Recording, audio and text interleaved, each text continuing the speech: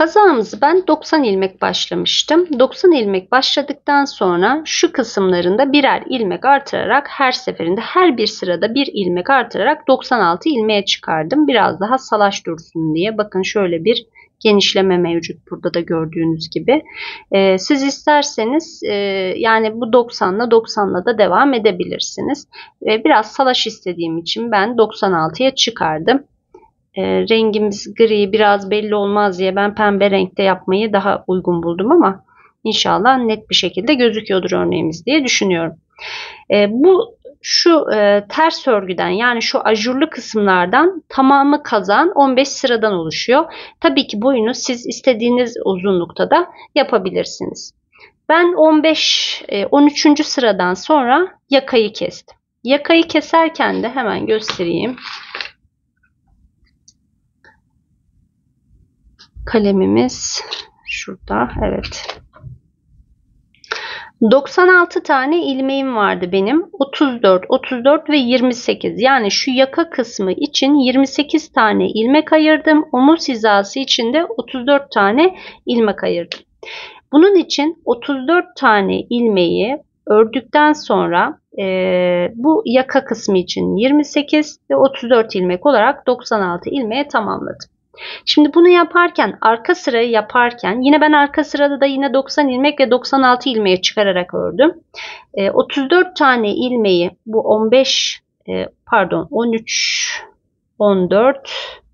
14. sıradan sonra 14. sıradan sonra kestim. Daha sonrasında da 15. sırayı ördüm. Şuradan net bir şekilde gözüküyor arka sıra. 14. ilmeği 14. şu ajurlu kısmı yaparken arka kısmı kestim. 34 tane ilmeği ördüm. Şurası. 34 tane ilmeği ördüm. Şu kısım bakın 34 ilmeği ördüm. 28 tane ilmeği kestim ve tekrar 34 tane ilmeğimi örerek devam ettim. Daha sonrasında tek bir omuz kısmı için tekrar bir sıra yani bir kademe daha ilerledim. Şöyle göstereyim. Evet. Şurada bakın. Burada tekrar bir kademe daha ilerledim ve ondan sonra kestim. Yine burada da aynı işlemi yaptım. Tekrar ipimi geçirip diğer tarafına. Burada da aynı şekilde şu kadarcık bir fazlalık ördüm. Yani 28 ilmeğimi burada kestikten sonra sadece şu kadarcık bir kısım daha ilerledim. Ondan sonra da tamamını kestim ve arkayı bitirdim. Şimdi ön kısmı yaparken nasıl yapacağız? Hemen buna bakalım. 34 buradan gelecek. 10 tane de buradan. 44 tane ilmek örmeniz lazım. 44 tane ilmeği örüyorum. 13. de bakın. 13.sünü geldim. 44 ilmek yapıyor burası. 44 ilmeği ördükten sonra 8 tanesini birlikte kesiyorum. Daha sonrasında tekrar bu kısmı örüyorum. Yine bu ön kısmı da yaparken bir tarafı ördüm, sonra diğer tarafı ördüm. Daha sonrasında 4, 3, 2, 1 şeklinde her sırada bu şekilde ilmeklerimi kestim ve en sonunda da tüm omuzu 34 ilmek olarak kesip bitirdim. Hemen bunu nasıl yaptığımı da göstermek istiyorum. Şimdi burasının 96 ilmek olduğunu düşünelim. Pardon. 96 ilmek 34 buradan ön kısım için şu an söylüyorum. 34 ilmek artı 4, 7, 9, 10. 10 tane ilmek de buradan gelecek. 44 tane ilmeği örüyoruz. Şimdi buradaki hizalamada hangi kısmı yapacaksak şu an ajurlu kısımdayım. Ajurlu kısımdaki örneğimi uyguluyorum.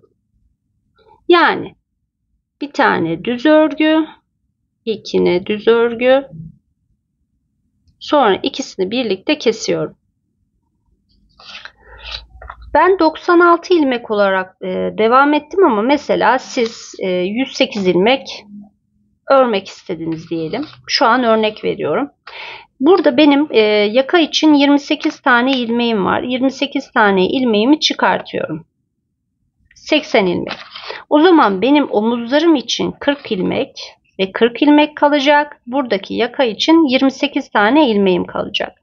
Buradaki 4, 3, 2, 1 olan 7, 9, 10 tane ilmeğimi buraya ekliyorum. Ve 50 tane ilmek ördükten sonra şu kısımda 8 tane ilmeğimi kesiyorum. Daha sonrasında tekrar 50 tane ilmeğimi örüyorum ve ilk bu tarafımı örmeye başlıyorum. Daha sonra iplik takarak şu kısımdaki kısmında bu tarafla simetrik olacak şekilde örüp ön tarafını bitiriyorum. Arkada da yine aynı şekilde 28 ilmek ama arkada bu sefer ne yapıyoruz? 34 tane ilmek, bunun için söylüyorum. 34 tane ilmek örüyorum. 28 tane ilmeğimi kesiyorum ve tekrar 34 tane ilmeğimi örüp yine buradaki kısmı bitiriyorum. Evet. Şimdi devam edelim. Ben 96 ilmeğe göre düşündüğümde 34 buradan, 10 tane de buradan, 44 tane ilmeğimi ördüm. Şimdi 8 tane ilmeğimi kesiyorum. Yalnız ilmeklerimizi keserken şuna dikkat ederek keselim. Arka ilmeklerinden alarak kesiyorum. Ön ilmeklerinden değil de, buradaki ön ilmeklerinden değil de arka ilmeklerinden alarak keserseniz o zaman şu şekildeki gibi daha düzgün bir kesim elde edersiniz. Bunu da püf noktası olarak söyleyebilirim. Bu şekilde 8 tane ilmeğimi kesiyorum. İkisini kestim ve soldaki şişime taktım. Ve tekrar ikisini birlikte kesiyorum. Çıkardım. İlmeğimi tekrar diğerine geçirdim.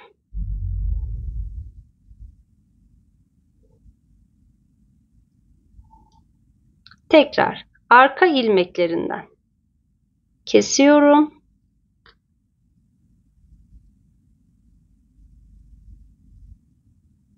Ve tekrar buraya takıyorum. Bu şekilde 8 tane ilmeğimizi kesiyorum. Daha sonra buradaki gibi 2 tanesini kesip bir tane artırmıştık. Yine burada da aynı işlemi yapıyorum. Bir tane daha keselim. 8 tane kestiğimizi varsayıyorum. Kestim. Şimdi tekrar 2 tanesini bir kesip bir tane artırıyoruz. 2 tanesini birlikte kesiyorum. Kesiyorum. Evet, biraz zorlanıyorum dediğim gibi. Bir tane artırıyorum ve bunu sıra sonuna kadar devam ediyorum. Önemli olan nokta son ilmeği örmeden önce burada bir tane artırma yapmamız gerektiği. Arka sıraya geldiğimde ilmeklerimi düz bir şekilde örüp örneğimizin ilk kısmını bitirdik. Şimdi diğer ön kısma geldim. Yine burada şuralara takılıyor şişim. Ön kısma geldim. Yine ön kısımda bütün kesmelerimizi ön kısımda yapıyoruz. Buradan 8 tane kesmiştik birden. Şimdi 4 tane kesmemiz lazım. Yine arka ilmeklerden 2 tane, bakın, arka ilmekten alıp bu şekilde kesiyorum.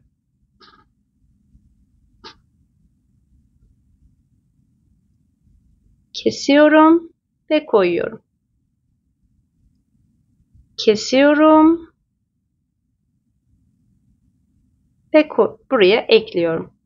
Bu şekilde 4 tane ilmeğimizi kestiğimizi düşünelim. Şimdi 4 tane ilmeğimizi kestik. Bakın 4 tane ilmeğimizi kestik. Şimdi sırada ne var? Ajurdan sonra sırada buradaki çubuklarımız var. Deliklerimiz var. Bakın bu ilmekleri her ilmeğe 3 tane doladığımız kısma geldik. Şimdi burada yine aynı şekilde her ilmeğe bu şekilde 3 tane ilmek alıyorum. Bakın her ilmekten 1, 2, 3 tane ilmek alıyorum. Bu şekilde sıra sonuna kadar devam ediyorum. Arka sıraya geldiğimde yine arka sırada ilmeklerimi ters örgü olarak devam ediyorum. Tekrar ön sıraya geldim. 3 ilmek, 2 ilmek, 1 ilmek şeklinde kesiyorum. Bakın bu şekilde yaka oyuntusunu yapmış oluyoruz. En son kısma geldiğimde 14. ve 15. bakın ajur kısmı. Tekrar düz kısımlarında ben kesmeyi uygun buldum. Düz kısma geldim ve buradan kapattım. Çok fazla değil, bakın benim yakam bu şekilde 4 tane parmağımı koyduğum zaman yaka açıklığım burada daha net bir şekilde gözüküyor. Sonra diğer tarafa geldim. Şimdi ön kısım burada ördüğümüz için buradan ilmeğimizi, ipimizi değil de bakın diğer bu kısmı örerken ipimizi buradan takmamız gerekecek. Burası önemli bir nokta. Buradan ipimizi takacağız ve arka sırayı düz örgü olarak devam edeceğiz. Sonra tekrar geleceğiz. Bu sefer ilmeğimizi taktığımızda buradan kesmeye başlamamız lazım. Şimdi biz burada ilk sırada kesip sonra geri dönüp sonra tekrar kesmiştik. Ama burada tekrardan bu sırayı örerken 4 tane ilmeğimizi, ipimizi taktıktan sonra 4 tane ilmeğimizi kesiyoruz, örüyoruz. Bu sefer düz kısımlarında değil, ters kısımlarında kesme işlemini yapıyoruz. Yakayı yaparken buna da dikkat etmemiz lazım. Şimdi bu şekilde örgümüzü bitirdik. Omuzlarından birleştirdim ben. Omuzlarından birleştirdim. Şimdi sıra geldi kollarını nasıl yaptığımı sizlere göstermeye. Ben biraz daha balon kol tercih ettim. Siz isterseniz normal takma kol gibi de düşünebilirsiniz. Bakalım. 1, 2, 3, 4, 5, 6. Bakın 6.'dan itibaren geliyorum. 1, 2, 3, 4, 5, 6. Buradan itibaren ilmeklerimi çıkartıyorum. Tabii ki bunun için omuz hizasını birleştirmemiz lazım. Aynı şekilde diğer taraftan da ilmeklerimi çıkartarak hiç artırma ve eksiltme yapmadan nereye kadar ördüm? Hemen şurada bir işaretimiz olacaktı. Diğer kolda sanırım. Evet, burada, bu tarafta.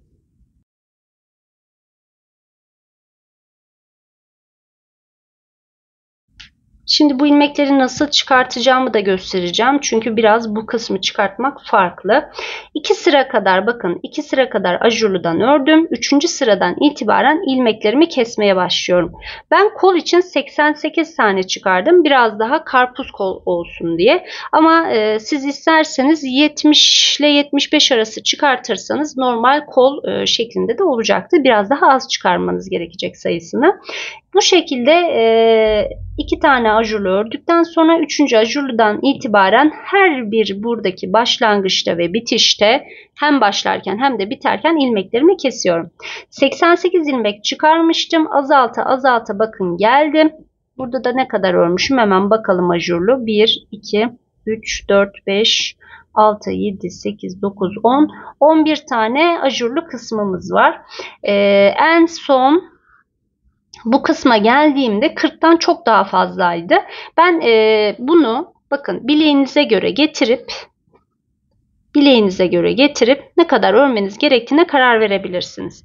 Bunu yapabilmek için de ön tarafın ördüğünüz bu lastik kısmını bileğinize koyup ne kadar sıklıkta olmasını istiyorsanız bu şekilde sayısına karar verebilirsiniz. Ben 40 tane benim için yeterli geldi. Sizinki biraz daha az ya da çok olabilir.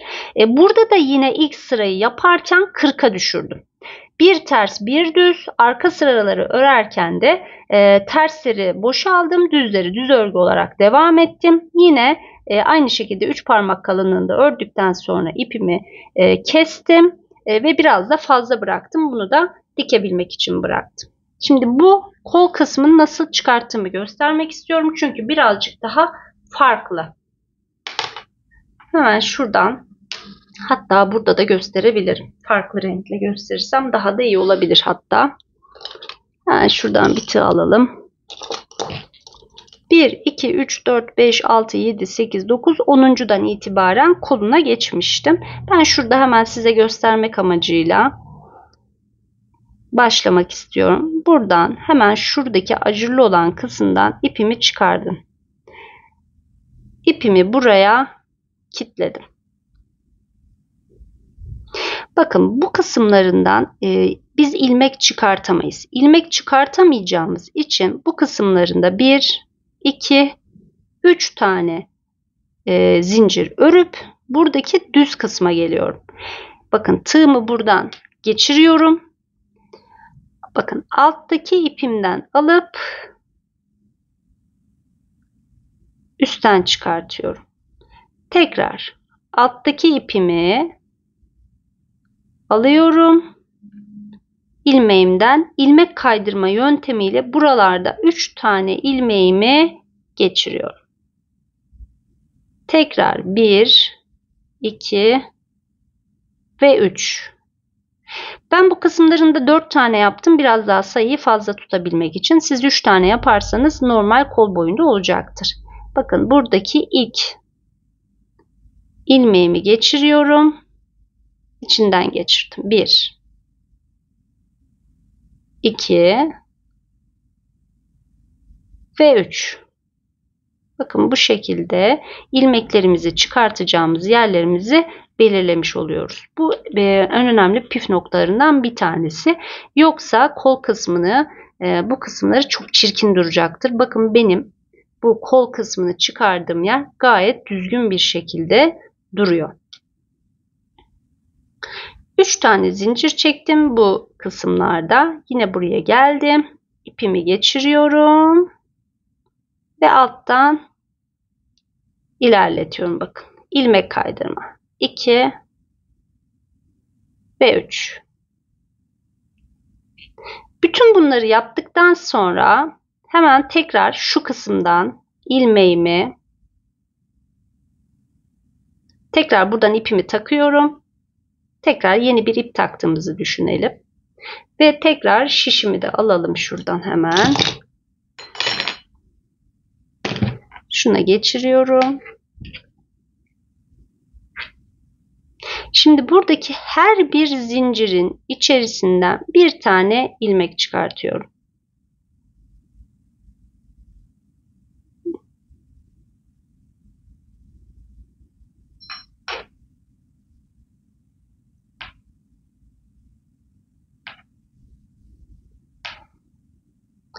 Normal şişle de çıkartabilirsiniz ama biraz daha tığla çıkarmak daha kolay oluyor. Hemen ilmeğimi çıkartıyorum ve şişime geçiriyorum. Gayet kolay ilmeğimi çıkartıyorum ve şişime geçiriyorum.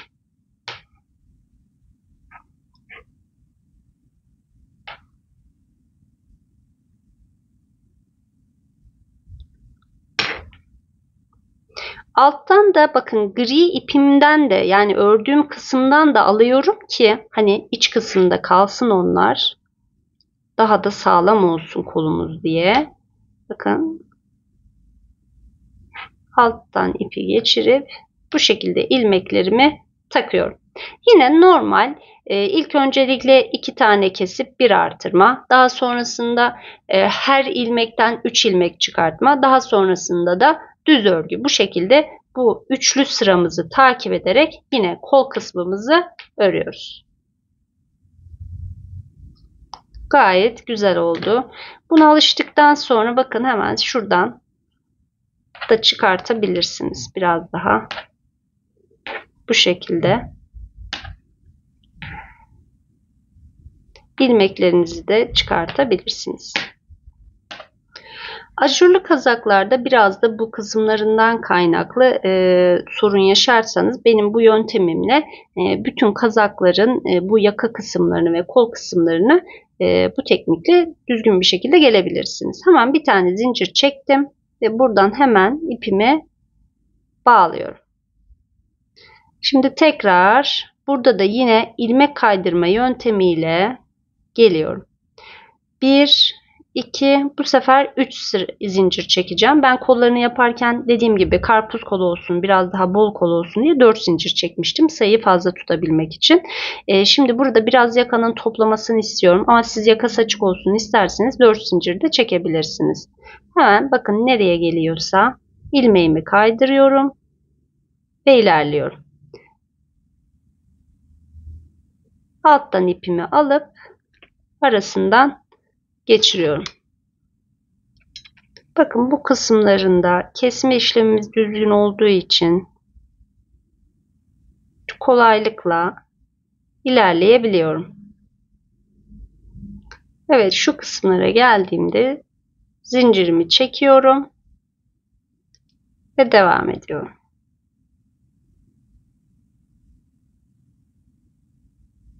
Omuz hizası. ve devam ediyorum. 1, 2, 3 zincir. Tekrar. Buralar bizim kesim yerlerimiz. Bakın hem bu şekilde kazağımızın bu oyuntu kısmını daha düzgün bir şekilde ilerletmiş oluyoruz. Yakamızı bakın biraz da toplamış oldu. Bu şekilde geniş olan yakaları da bu şekilde daraltabilirsiniz. Hemen geliyorum bu kısma. Başa gelmiştim.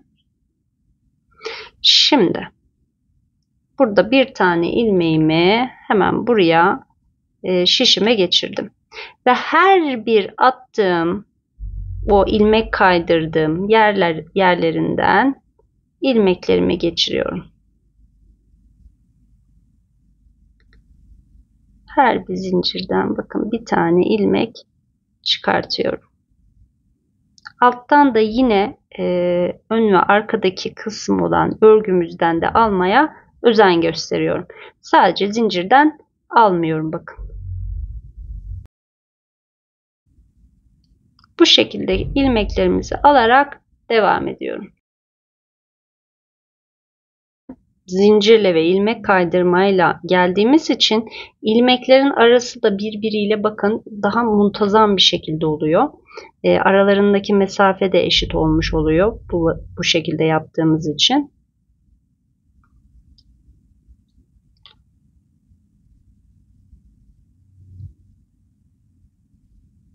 Bütün ilmeklerimi alıyorum.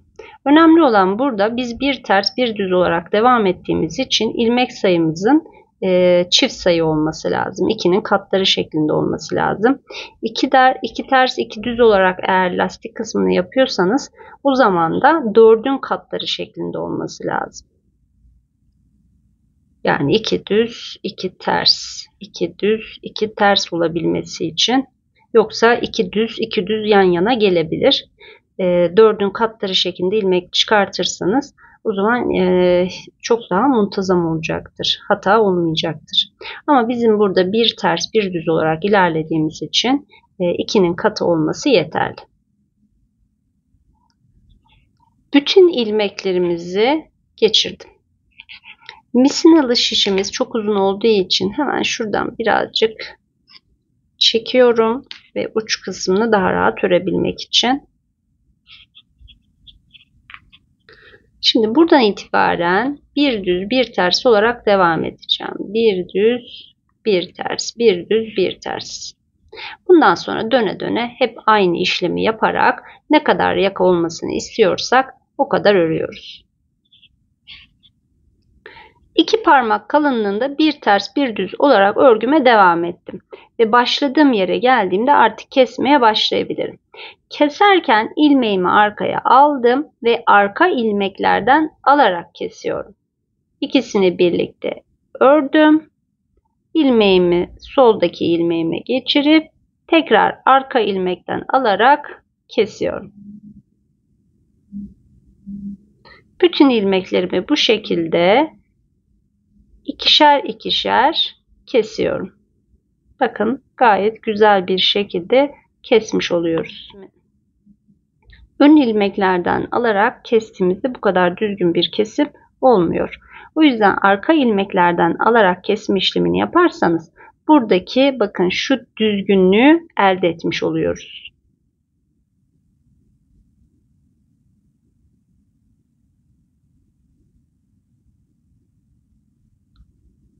Sıra sonuna kadar bu şekilde kesmeye devam ediyorum.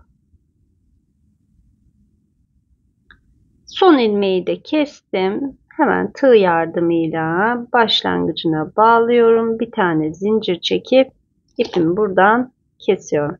Biraz uzunca ip bırakıyorum. Bu kestiğim ipi de arka tarafa alarak kaybediyorum. İpimi bakın aralardan geçirdim ve kaybettim. Hiç belli bile olmuyor. Yaka kısmını da bu şekilde bitirmiş olduk. Gayet güzel bir yaka oldu, derli toplu.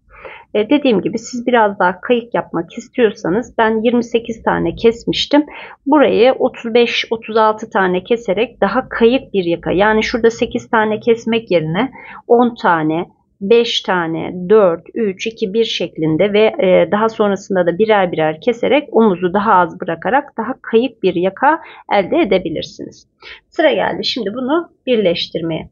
Birleştirme işlemini yaparken bütün birleştirmelerimizi tersten yapıyoruz. Tersten, özellikle kol kısmından başlayacağım.